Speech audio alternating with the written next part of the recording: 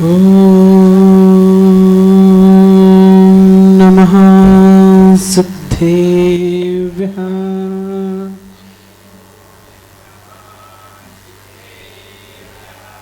ॐ नमः सिद्धेभ्यः।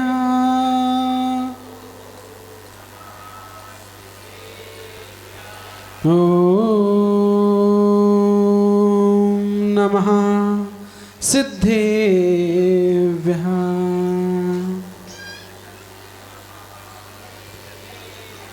नमो अरिहन्ताणं नमो सिद्धाणं नमो आयर्याणं नमो वज्रायाणं नमो लोय सव्यसाऊनं गुरुवः पान्तुनो नित्यं ज्ञानदर्शननायकः चारित्राणवगम्भीरः मोक्षमार्गोपदेशिकः मोक्षमार्गोपदेशिकः। जय अनंतानंद सिद्ध परमेष्टि भगवान की, गुरुदेवाय देव किराट श्री शांतिनाथ भगवान की, गुरुदेवाय देव किराट श्री नेमिनाथ भगवान की जय। अंतिम तीर्थंकर शासन नायक महावीर भगवान की जय। परम पूज्य गुरु श्री विनम्र सागर जी गुरुदेव की, अहिंसा मई विश्व धर्म की जय। बोलेगा परम पूज्य 108 मुनि श्री विनंद सागर जी महामुनि राज की, समस्त आचार्य संघ की जय। अभी आप सबने ऐसी कड़कड़ाती ठंडी में, जहाँ पर लोग घर से बाहर नहीं निकल रहे हैं, ऐसी ठंडी में आप सभी यहाँ पर विराजमान हैं, तो समझना आप सभी लोग धर्म के रसिक हो, धर्म के प्रेमी हो, और आप सभी लोग ही पुण्यात्मा हो, क्योंकि पुण्यात्मा जीव को ही धर्म से प्रेम हुआ करता है। ये महिलाएं अब जो कुछ भी खिचड़ी पक रही हो उसे बंद कर दें, क्योंकि भोजन हो चुका होगा। तो हम कह रहे थे कि पंचकल्याणक में नेमिनाथ भगवान का जो चल रहा है, तो नेमिनाथ भगवान कल हमने देखा कि किस प्रकार से उन्हें वैराग हुआ। वह पशुओं के करुण क्रंदन को सुनकर वैराग को प्राप्त हो गए, और आज वह आहारचर्या करने के पश्चात ध्यान में लीन हो गए, और ध्यान में लीन होकर यत्र तत्र विहार करते हुए उसके पश्चात जब गिरनार पर्वत पहुंच जाते हैं, और गिरनार पर्वत पर पहुंचकर अभी 6वें 7वें गुणस्थान अर्थात मुनि बनकर विहार कर रहे थे, और उसी 6वें 7वें गुणस्थान पर जब गिरनार पर्वत पर पहुंच जाते हैं, वहां पहुंचकर ध्यान आरूढ़ होते हैं। और 8वां गुणस्थान अपूर्व कर्ण गुणस्थान। कौन सा? अपूर्व कर्ण, जिसमें अपूर्व का मतलब होता है पूर्व में जो नहीं हुए, कर्ण माने परिणाम। तो जो पूर्व में परिणाम नहीं हुए, ऐसे परिणाम, क्योंकि हम अनादिकाल से संसार में भटक रहे हैं, और अनादिकाल से भटकते हुए आज तक हमारे जो परिणाम नहीं बने, ऐसे परिणाम उस गुणस्थान में बनते हैं, उसे कहते हैं अपूर्व कर्ण गुणस्थान। तो नेमिनाथ भगवान के जब से वो संसार में थे, तब से लेकर जब तक उनका तीर्थंकर का भव नहीं आया, तब तक ऐसे परिणाम नहीं बने थे, जैसे परिणाम उन्हें गिरनार पर्वत पर पहुंचकर उस 8वें गुणस्थान को प्राप्त करने पर प्राप्त हुए। इसीलिए उन्हें कौन सा गुणस्थान प्राप्त हुआ? अपूर्व कर्ण गुणस्थान, क्योंकि अनादिकाल से संसार में भटकते हुए ऐसे परिणाम कभी नहीं बने थे जो परिणाम उस समय बने। और जैसे ही वो परिणाम बने, उन्होंने छपक श्रेणी चढ़ना प्रारंभ कर दी। अब यहाँ से कर्मों का क्षय करना प्रारंभ हो चुका है, और धीरे धीरे कर्मों का क्षय वो करते जाएंगे। आहार संज्ञा 7वें गुणस्थान में ही समाप्त हो चुकी थी। अब यहाँ पर भय संज्ञा और आगे 9वें गुण स्थान में मैथुन संज्ञा, 10वें गुण स्थान में परिग्रह संज्ञा, सभी संज्ञाओं को समाप्त करते हुए वह 12वें गुण स्थान में जाकर पहुंचेंगे। और 12वें गुण स्थान क्षीण मोह गुण स्थान हुआ करता है। कौन सा? क्षीण मोह। मोह का अर्थ होता है मोहिनी कर्म, जो राजा है सभी कर्मों का, और आप सबका भी, आप सबका है कि नहीं है? क्योंकि अभी आप सबके ऊपर किसकी सत्ता है? आपकी खुद की या कर्म की? किसकी है? कर्म की सत्ता है। जब तक हमारे ऊपर ये कर्म हावी है तब तक हम संसार में घूमते ही रहेंगे। जिस दिन इस कर्म को हम अपना गुलाम बना लेंगे तब समझना कि हम इस संसार से पार होने के लिए आगे बढ़ जाएंगे। क्योंकि हम आज तक इस कर्म के अनुसार ही अपना जीवन जीते आए हैं और जी रहे हैं। जब तक इस कर्म को हम अपने अनुसार नहीं चलाएंगे तब तक ये संसार पार नहीं कर सकते। नेमिनाथ भगवान ने कुछ और नहीं किया, उन्होंने सिर्फ इतना ही किया कि अभी तक हम कर्म के अनुसार जी रहे थे, लेकिन अब कर्म मेरे अनुसार चलेगा। यही बंध तत्व का श्रद्धान है।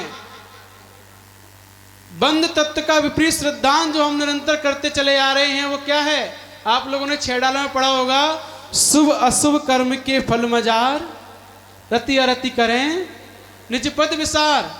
कि जब शुभ कर्म का उदय आता है तो हम फूल के कुप्पा हो जाते हैं, बहुत हर्ष मनाते हैं, है ना। जब हमारे शुभ कर्म का उदय होता है हम बहुत ज़्यादा प्रसन्न होते हैं, पार्टी करते हैं, यहाँ जाते हैं वहाँ जाते हैं।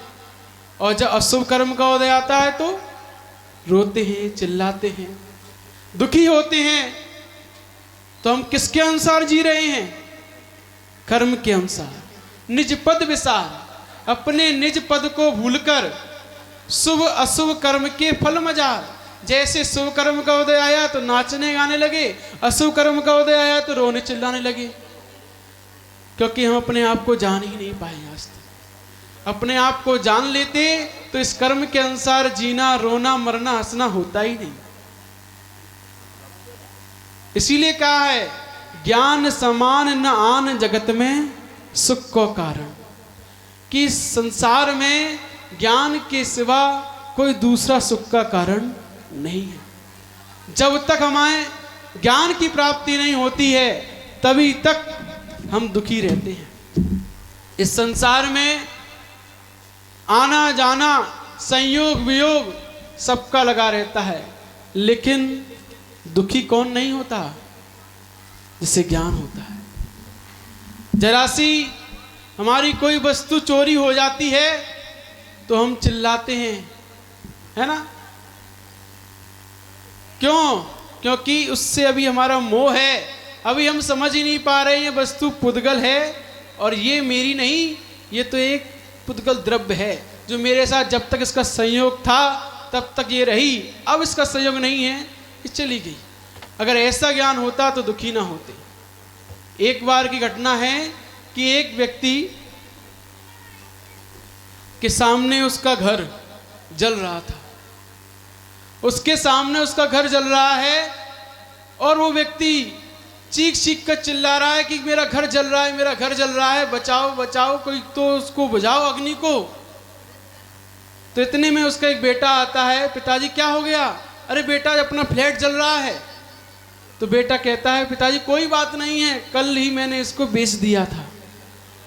तो पिताजी खुश खड़े हो जाते हैं, कोई बात नहीं जलने दो, अपना क्या जल रहा है। तो जब तक उस पर ज्ञान में ये नहीं था कि ये मेरा है, जब तक ज्ञान में ये था कि मेरा है तब तक दुखी थे। जैसे ही ज्ञान में ये आया मेरा नहीं रहा तो अब दुख नहीं रहा।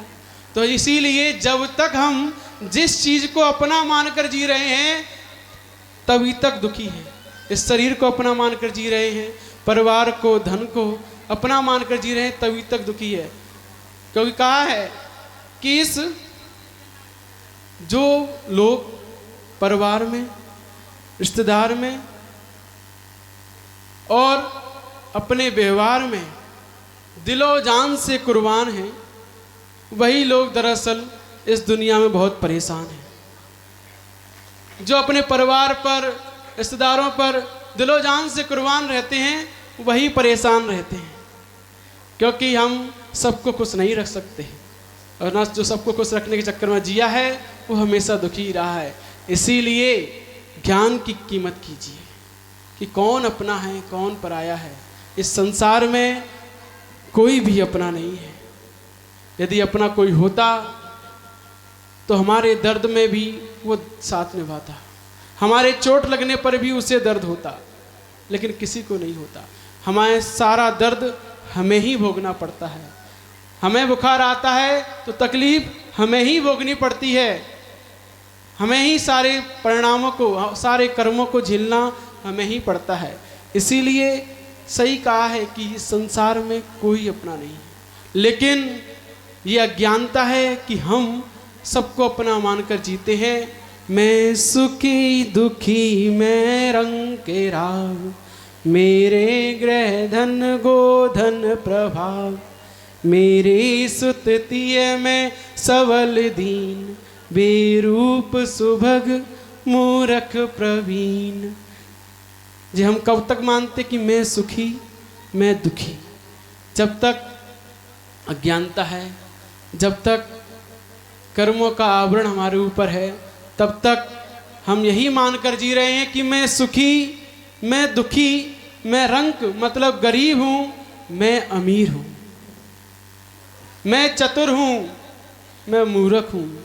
जबकि ये सब मेरी अवस्थाएं नहीं है। ये सारी की सारी अवस्थाएं किसकी हैं? कर्म की।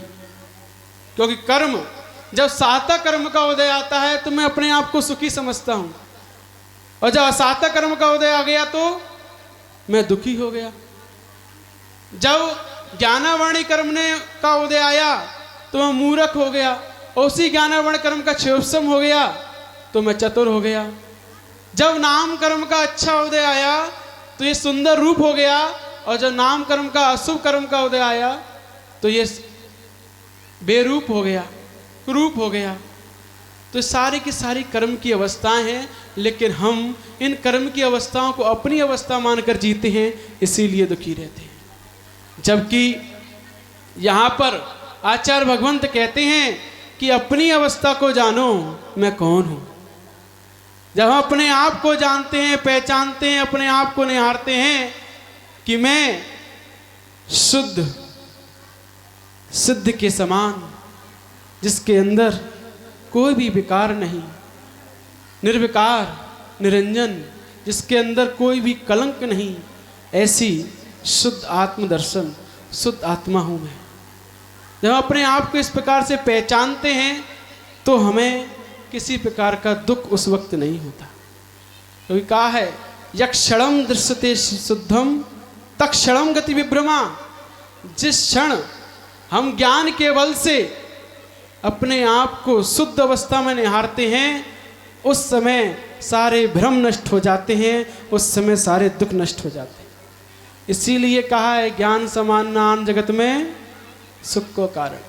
आज केवल ज्ञान का दिन है।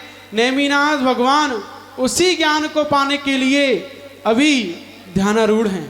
और 12वें गुणस्थान में क्षीण मोह गुणस्थान, जिस मोह के आगे सारे के सारे, जिस मोह कर्म के रहते हुए सारे के सारे कर्म बलवान रहा करते हैं, उस मोहिनी कर्म को नष्ट करने के लिए वो तत्पर है। क्योंकि अनादि काल से हम इस मोह रूपी मदिरा को पीते चले जा रहे हैं। आप जो मदिरा पीते हैं संसार में लोग, वो तो एक दिन में 2 दिन में उतर जाती है, सुबह उठते ही उतर जाती है। लेकिन जो मोह रूपी मदिरा है, जो हम अनादि काल से पीते चले आ रहे हैं, वो आज तक उतरी नहीं।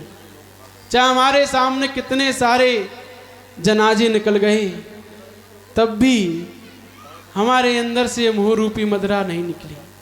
हम तब भी जी रहे हैं तो किसके लिए जी रहे हैं? दूसरों के लिए जी रहे हैं। दूसरों के लिए अपना पूरा जीवन निकाल देते हैं और समझ नहीं पाते इस जीवन की कीमत, समझ नहीं पाते इस मनुष्य पर्याय की दुर्लभता। समझ नहीं पाते इस जैन कुल की सुलभता, इसकी कीमत नहीं आंक पाते। यदि इसकी कीमत आंक लेते हैं, इस जैन कुल की देव शास्त्र गुरु के सानिध्य की कीमत को हम समझ लेते, तो समझना उनकी ओर हम दौड़े दौड़े चले आते। क्योंकि जिसकी कीमत हमें पता होती है उसी को पाने के लिए हम लालायत रहते हैं। हमें पता है डायमंड सबसे ज़्यादा कीमती है संसार में, इसीलिए हम डायमंड को पाने के लिए हमेशा तैयार हैं, मिल तो जाए कैसे भी मिले, क्योंकि हमें उसकी कीमत पता है। लेकिन हमें जो मिल गए फ्री फोकट में देव शास्त्र गुरु, उनकी कीमत नहीं पता। जबकि यही 3 रत्न अनमोल हैं। कहते हैं ना, देव शास्त्र गुरु की पूजन पढ़ते हैं, 3 रत्न जगमाही, यही 3 रत्न जग में है, सब श्रेष्ठ हैं, इनसे ज़्यादा कोई श्रेष्ठ नहीं है। लेकिन हमारा इन 3 से कोई वास्ता नहीं।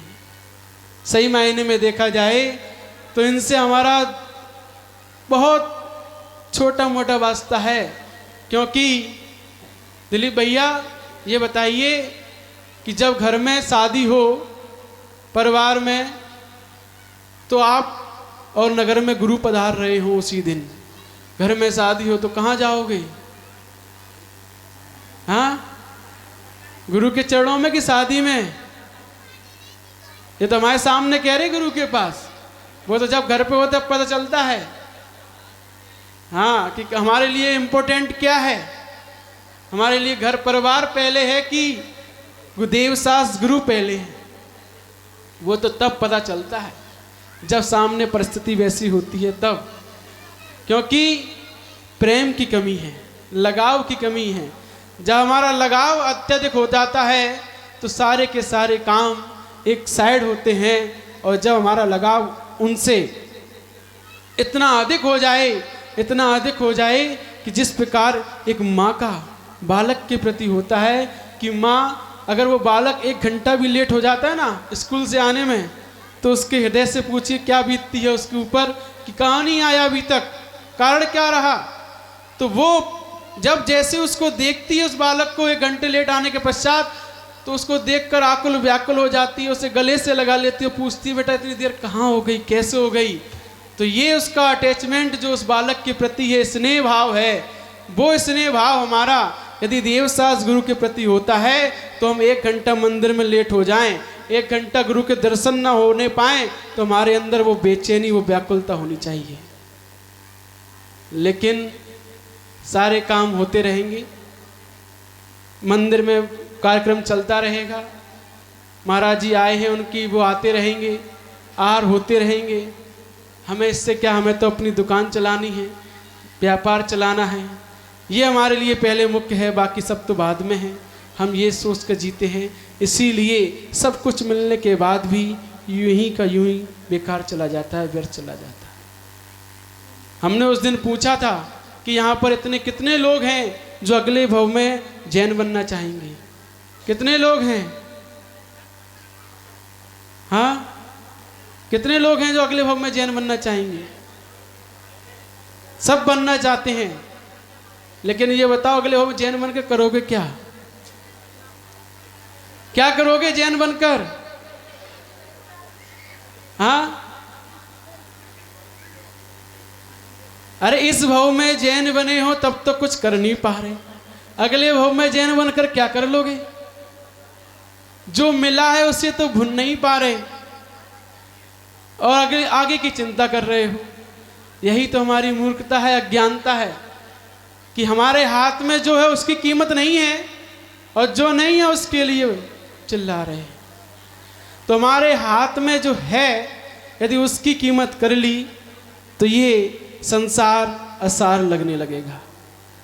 वही नेमिनाथ भगवान को हुआ जब उनके पास क्या नहीं था, द्वारकापुरी जैसी इंद्र नगरी जो इंद्रों ने बनाई हो, ऐसी सुंदर नगरी, उसके वह युवराज समुद्र ब्रज के लाडले, शिवा देवी के लाडले, वह जिनके चरणों में सारे देवता नतमस्तक रहते हैं, जिनकी सेवा में लगे रहते हैं, ऐसे तीर्थंकर को अपना राजपाट नहीं सुहाया, तब उन्हें ये संसार आसार लगा। जब उन्हें संसार आसार लगा तभी उन्हें वो ज्ञान उत्पन्न हुआ, जिस ज्ञान के उत्पन्न होने पर उनके चरणों में ऋषिराज मुनिराज सारे देवराज नतमस्तक होते। तो हमें भी जो पाया है उन्होंने उसकी कीमत की। तीर्थंकर नेमिनाथ ने जब तक वो घर पर रहे तब तक उनके चरणों में कोई मुनि नमस्कार नहीं करते थे, लेकिन जैसे ही उन्हें ख्याल आया कि हम कहाँ इस तुच्छ सामग्री के लिए तुच्छ वैभव के पीछे पड़े हुए हैं, आसार वैभव असीम वैभव तो मेरे अंदर छिपा हुआ है। उस असीम वैभव को उन्होंने ध्यान किया, ध्यान करके ध्याया, उसे पाया, तब जाकर वो आज जगत में पूजे जा रहे हैं। तो इसीलिए और कुछ मत कीजिए, अपने आप को पहचानिए, अपने अंतरंग के उस जिस प्रकार से नेमिनाथ भगवान ने अपने अंदर को ध्याया, उसको पाया, उसी प्रकार से आप कुछ मत कीजिए। संसार में कुछ पाना है तो अपने आप को पाने का प्रयास कीजिए, बस, और कुछ नहीं करना। इस संसार में कुछ पाने के लिए नहीं है, क्योंकि सब नश्वर है, क्षणिक है। कुछ पाने के लिए है तो वो क्या है? स्वयं को पाना है, ज्ञान को पाना है, क्योंकि नानम नरस्त सारो, ज्ञान ही नर जीवन का सार है। और हमने यदि सार नहीं पा पाया तो संसार ही मिलेगा, सार नहीं लिया तो संसार ही मिलेगा। इसीलिए ज्ञान को अर्जित कीजिए जैसे बने तैसे। और शास्त्रों को पढ़ना ज्ञान नहीं है, ज्ञान है खुद को समझना, ज्ञान है अपने अंतरंग की कसायों को दूर करना, त्याग की ओर अग्रसर होना, वो ज्ञान कहलाता है। आप ये बताइए, ज्ञानी वो है जिसने कई सारे शास्त्र पढ़ लिए, वो ज्ञानी है, या जिसने एक शास्त्र पढ़ा और त्याग कर दिया, वो ज्ञानी है? कौन ज्ञानी है? एक शास्त्र पढ़कर जिसने त्याग कर दिया वो ज्ञानी है, क्योंकि उसने त्याग केवल पढ़ा नहीं, उसने समझा, और समझने वाला ही ज्ञानी कहलाता है। तो आप अपने जीवन में उस ज्ञान को उत्पन्न कीजिए जिस ज्ञान के उत्पन्न होने पर ये संसार से विरक्ति होती है, और संसार से विरक्त होने पर सारी दुनिया आपके कदमों में होती है। क्योंकि कहते हैं लात मारो दुनिया को, दुनिया सलाम करेगी। कैसे लात मारनी है? दादागिरी से नहीं, कि जो दादागिरी करते हैं उनको हर कोई सलाम करता है, वो नहीं। लात मारने का मतलब छोड़ो इस दुनिया को। यदि आप इस दुनिया को छोड़ दोगे, त्याग दोगे, तो ये दुनिया आपके चरणों में नतमस्तक होगी, और इस दुनिया के पीछे भागोगे, इसके ऐश्वर्य भोगों के पीछे भागोगे, तो कहेगी तुम्हारे जैसे तो बहुत हैं, तुम्हारे पीछे क्या फिरना। तो आज हमको सुन रहे हो, आप क्यों सुन रहे हो? क्योंकि हमने इस दुनिया को छोड़ा है, इसीलिए आप हमें सुन रहे हो। वरना कहते तुम्हारे जैसे तो बहुत हैं, किस किस के सुने हम। इसीलिए लात मारो दुनिया को, दुनिया सलाम करेगी। यदि आप चाहते हो कि आपको सब सलाम करें तो छोड़ दो इस दुनिया को, सब आपके चरणों में होंगे। क्योंकि कीमत त्याग की है, और त्याग ज्ञान से ही होता है। जब तक ज्ञान नहीं आएगा तब तक त्याग भी नहीं हो सकता। किताबी ज्ञान तो केवल एक जानकारी है, और सही ज्ञान तो त्याग हुआ करता है। जैसे जैसे जीवन में त्याग बढ़ता जाता है, वैसे वैसे समझना ज्ञान बढ़ता जाता है। कहा गया है यथा यथा समायासी सम्मितौ तत्त्वमत्वम तथा तथा न रोचन्ते विषयास्लवापि, कि जैसे जैसे तत्व समझ में आने लगता है वैसे वैसे संसार में जो सुलभ विषय हैं, जो हमें मिल गए हैं, वो भी रुचते नहीं हैं। तो ये ज्ञान की ही महिमा है कि जिस ज्ञान के होने पर हमारे पास सब कुछ आने पर भी वो हमें अच्छे नहीं लगते, हमारे सामने 56 भोग हो फिर भी हमें सुहाते नहीं हैं। कब? जब ज्ञान होता है तब। जब ज्ञान नहीं होता तब कोई हमारे प्लेट में से एक रसगुल्ला तो उठा ले, फिर देखो क्या हालत होती है। तो ज्ञान ना होने पर हमारी कसाएं तुरंत उड़क जाती हैं, और ज्ञान होने पर पूरे के पूरी सामने प्लेट रखी हुई है, फिर भी हाथ में बाल आ गया तो वहीं की वहीं छोड़कर चले जाते हैं। ये ज्ञान की महिमा है, क्योंकि उन्हें पता है आज मेरे भाग्य में इतना ही था, मेरे भाग्य में इतना ही था, इतना मैंने लिया, अब मेरे भाग्य में नहीं है। तो जे मेरे आज जो बाल आया है ये भी मेरे को आगे बढ़ाने के लिए आया है, अर्थात मेरी तपस्या में वृद्धि करने के लिए आया है, क्योंकि ये अंतराय का पालन महोत्सव हुआ करता है। अंतराय बढ़े, अंतराय होए उत्सव बढ़े। तो अंतराय जब होता है मुनराज के, तो उनके हृदय में उत्सव होता है। किस बात का? कि आज मुझे निर्जरा करने का अवसर मिला, आज मुझे तपस्या करने का अवसर मिला। ये कब सोचते हैं? जब ज्ञान होता है तब। और ज्ञान नहीं होता तो उस श्रावक पे चिल्लाने लगते हैं, देख के नहीं दे सकते थे। तो जब ज्ञान नहीं है, जब अज्ञानता है, तो हम दूसरों को दोष देते हैं, और जब ज्ञान होता है तो हमें अपने कर्म का उदय समझ में आता है। यही कारण है कि ज्ञानी जीव कभी दुखी नहीं होता, अज्ञानी सदैव दुखी रहता है। क्यों? क्योंकि अज्ञानी जीव सदैव दूसरों को दोष देता है, और ज्ञानी जीव सदैव अपने कर्मों के उदय का चिंतन करता है। हमेशा आपके साथ जब घर का बंटवारा होता है, तो पिताजी ने किसी भाई को ज़्यादा दे दिया, किसी भाई को कम दे दिया, किसी को कुछ दे दिया, किसी को कुछ दे दिया। जिसको कम मिला वो रो रहा है, चिल्ला रहा है, हमारे साथ भेदभाव हुआ है। ये चिंतन नहीं कर पा रहा है वो कि मेरे पुण्य में जितना था उतना मुझे मिला है। ये चिंतन वो नहीं कर पा रहा। वो चिंतन क्या कर रहा है? पिताजी ने क्या किया? भेदभाव किया। जबकि आचार्य भगवान कहते हैं, निर्जार्जितम कर्म विहाय देहिनो न कोपि कस्यापि ददाति किंचन, कि निज के द्वारा अर्जित किया हुआ कर्म ही हमें सब कुछ दिलाने में समर्थ है। कोई भी आपको एक रत्ती भर भी कौड़ी नहीं दे सकता। आपके पिताजी भी चाहें, वो इंद्र भी चाहे, तो वो इंद्र देवता भी हमें एक रत्ती भर कौड़ी भी लाकर नहीं दे सकता। वो खुद चाहे तो भी, यदि मेरे पुण्य में नहीं है तो, यदि हमारे पुण्य में नहीं है तो हाथ में आया हुआ सोना भी अंगार बन जाता है।